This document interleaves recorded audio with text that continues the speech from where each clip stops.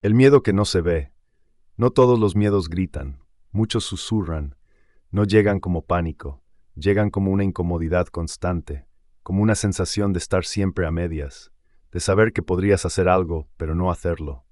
A veces el miedo no se siente como miedo, se siente como postergación, como duda permanente, como esa necesidad silenciosa de que alguien más valide tus decisiones antes de tomarlas. Es la voz que dice, mejor después, cuando esté más preparado, no es el momento, y si sale mal. Y sin darte cuenta, esa voz empieza a organizar tu vida. No te impide vivir, te permite vivir, pero por debajo de tus posibilidades.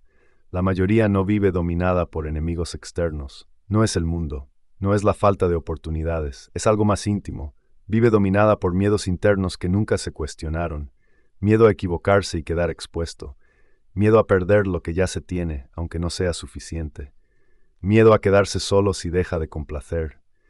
Miedo a no ser suficiente si deja de cumplir expectativas. Y lo más peligroso del miedo no es que exista. Eso es humano. Lo peligroso es que opere en silencio, que tome decisiones por ti mientras tú crees que estás eligiendo. Porque cada vez que postergas lo que importa, cada vez que eliges lo cómodo sobre lo coherente, cada vez que te traicionas solo un poco, el miedo no desaparece, se instala. Hoy no vamos a hablar de eliminar el miedo. Eso no es realista. Ningún filósofo serio prometió eso. Vamos a hablar de algo más importante, aprender a gobernarlo. Porque cuando no controlas tus miedos, ellos controlan tus decisiones. Y una vida decidida desde el miedo puede verse estable, pero nunca se siente plena. El error común, luchar contra el miedo. Nos enseñaron algo equivocado, que el miedo es una falla, un defecto de carácter, algo que hay que suprimir, negar o vencer lo antes posible. Sé valiente, piensa positivo. No tengas miedo.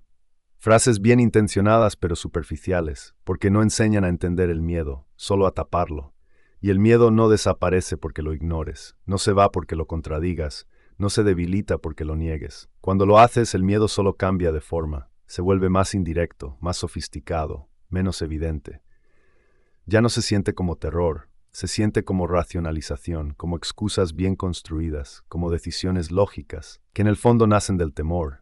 El estoicismo nunca enseñó a eliminar emociones. Eso sería ir contra la naturaleza humana. Enseñó algo mucho más incómodo, a entenderlas sin identificarse con ellas. Epicteto lo decía con una claridad brutal. No nos perturban las cosas, sino las opiniones que tenemos sobre ellas. El miedo no viene del hecho, viene de la interpretación. No temes hablar en público, temes ser juzgado, no temes cambiar de rumbo, temes perder la identidad que construiste alrededor de lo que ya conoces. No temes fallar, temes lo que ese fallo podría decir sobre tu valor como persona. El miedo casi nunca trata del presente, trata de una historia futura que tu mente construye y acepta como real. Y aquí está el error central. Cuando luchas contra el miedo sin entenderlo, le das más poder, porque lo conviertes en enemigo. Y todo enemigo al que no miras de frente crece en la sombra. Pero cuando lo observas con claridad, cuando preguntas ¿qué estoy interpretando? ¿Qué historia me estoy contando? ¿Esto es un hecho o una suposición? Algo cambia. El miedo no desaparece de golpe, pero deja de dirigir. Y hay una diferencia enorme entre sentir miedo y obedecerlo. Ahí empieza el control interno. Cómo el miedo te domina sin que lo notes. El miedo rara vez te dice detente. Eso sería demasiado evidente. El miedo es más inteligente, más paciente. Te habla con frases razonables, incluso prudentes. Ahora no es el momento. Aún no estás listo. Podrías perder lo que ya tienes. Mejor espera un poco más, y así no te frena. Te pone en pausa. Una pausa que parece sensata.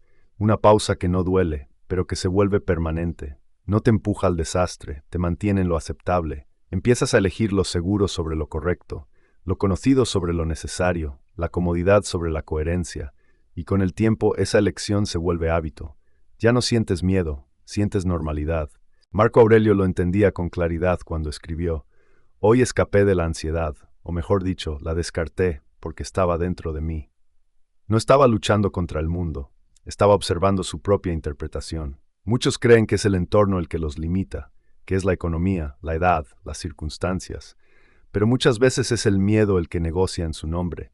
Negocia silenciosamente, te convence de quedarte donde estás, de no incomodar, de no exponerte, de no cambiar demasiado. Y el precio de ese acuerdo siempre es el mismo, una vida más pequeña de lo que podría ser, no menos ocupada, no menos funcional, más pequeña, menos honesta, menos alineada, menos tuya. El miedo no te roba el movimiento, te roba la dirección, y eso es lo más difícil de notar. La distinción clave del estoicismo. Los estoicos no intentaban eliminar el miedo, intentaban ordenarlo, y todo empezaba con una pregunta simple pero profundamente incómoda. ¿Esto depende de mí o no? Parece obvio, pero casi nadie vive según esa distinción. La mayoría de los miedos nacen cuando intentas controlar lo que nunca estuvo bajo tu control. La opinión ajena, el resultado final, el reconocimiento, la aprobación, la certeza absoluta de que todo saldrá bien. Ahí empieza el desgaste, porque cuando tu paz depende de algo externo, tu mente entra en vigilancia constante. Vives anticipando, calculando, imaginando. Séneca lo decía con una claridad brutal. Sufrimos más en la imaginación que en la realidad. Y tenía razón. La mayor parte del miedo no viene de lo que está pasando, sino de lo que podría pasar. Escenarios que no existen, conversaciones que nunca ocurrieron, fracasos que aún no suceden. Pero tu cuerpo reacciona como si ya fueran reales. Ahí el miedo se vuelve crónico. El estoicismo no propone controlar el futuro, eso es imposible. Propone algo más difícil, controlar tu atención en el presente. ¿Qué depende de ti ahora mismo? Tu acción, tu intención, tu respuesta, tu carácter, nada más. Y cuando haces esa distinción con honestidad, algo se acomoda por dentro. El miedo pierde volumen, no porque desaparezca, sino porque deja de ocupar un espacio que no le corresponde. Empiezas a ver algo importante. El miedo crece cuando tu mente vive adelantada y se reduce cuando vuelves a la hora, no a la hora motivacional, a la hora responsable. El momento en el que decides actuar bien aunque no tengas garantías. Ahí empieza el dominio. No dominio del mundo, dominio de ti mismo. Y esa es la única forma real de controlar el miedo sin negarlo ni dejar que gobierne. Miedo contra prudencia. No todo miedo es irracional, y reconocer eso es importante, porque aquí aparece una de las trampas más sutiles de la mente humana. El miedo rara vez se presenta como pánico, casi nunca dice tengo miedo, se disfraza de prudencia, de lógica, de sensatice cosas como mejor espera, analízalo un poco más, no es el momento adecuado, y suena razonable. Pero hay una diferencia clara que los estoicos entendían bien.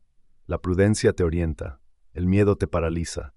La prudencia evalúa, decide y luego actúa, aunque no tenga certezas totales.